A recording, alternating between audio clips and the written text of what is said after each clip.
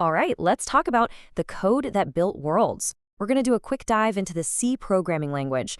And honestly, it's a language that, despite being decades old, is still secretly running in pretty much everything, from your car to actual missions on Mars.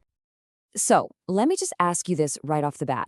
What do you think is the common thread that connects your phone, the computer in your car, and even the software guiding rovers on another planet?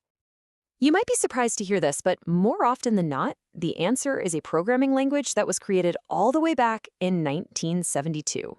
Yeah, it's kind of the hidden giant that so much of our modern tech is built on top of. Okay, so let's get into it. First up, we're going to uncover the origins of this incredibly foundational language. So, what is C exactly?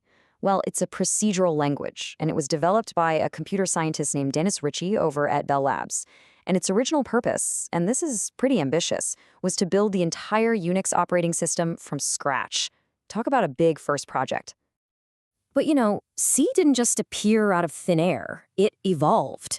You can see on this timeline how it grew out of earlier languages like BCPL and B. Then, in '72, Dennis Ritchie created what we call traditional C.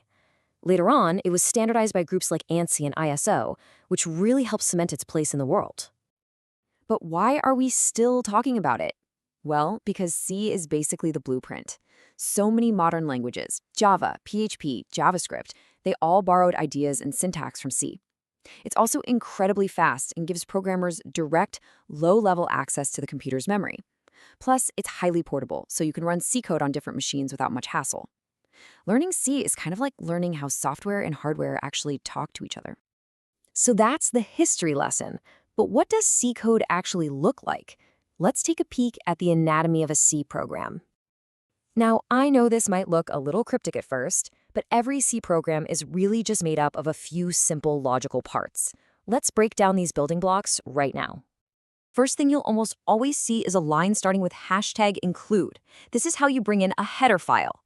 The easiest way to think of these is like pre-packed toolkits. For instance, stdio.h is the standard input/output toolkit, and it gives you access to essential tools like the function for printing text to the screen. Next up is the main function. This is the absolute heart of every single C program. It's the engine. No matter how much code you write, the computer always starts running right here. It's the official entry point. And inside our functions, we have variables. The best way to think of a variable is just as a labeled box for storing a piece of info.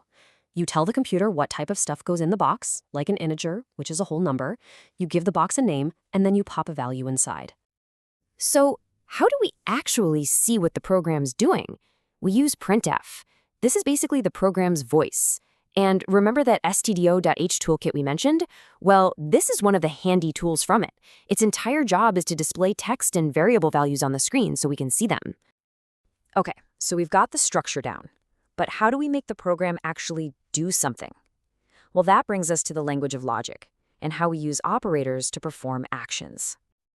If you think of variables as the nouns of your program, then operators are the verbs. They're what perform the actions. You've got your arithmetic operators for doing math, relational operators for comparing things, and logical operators for combining different conditions. And here's the crucial difference. An arithmetic operator, like plus, produces a value. So, 5 plus 3 gives you 8. But a relational operator, like the double equal sign, which checks if two things are equal, produces a decision.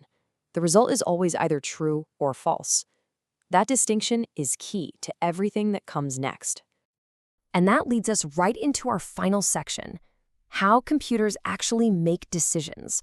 This is where we use those true or false decisions to bring logic to life with conditional statements.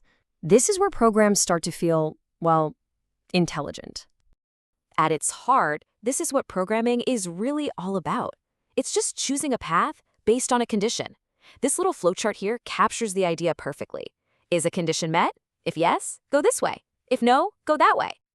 In C, our main tool for making these kinds of decisions is the if-else statement. The best way to picture it is as a fork in the road for your program. Now, a simple if statement is just one path. If the condition is true, you run some code. If not, you just skip it and move on. But an if-else statement gives you two distinct paths. If the condition's true, you do one thing. If it's false, you do the other thing. It's a guaranteed choice every time. And here's a perfect real-world example. This little program checks if a number is even or odd. It uses that percent sign, the modulus operator, to check for the remainder after dividing by 2.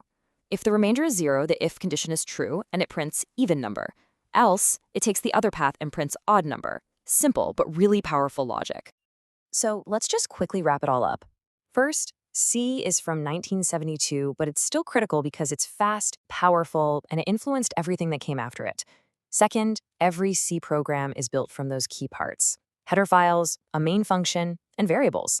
Third, operators are the verbs that perform actions and make comparisons. And finally, if-else statements use those operators to make decisions, which is what gives code its intelligence. Which leaves us with one final thought.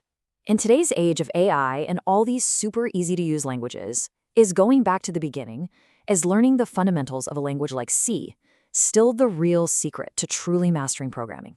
Something to think about.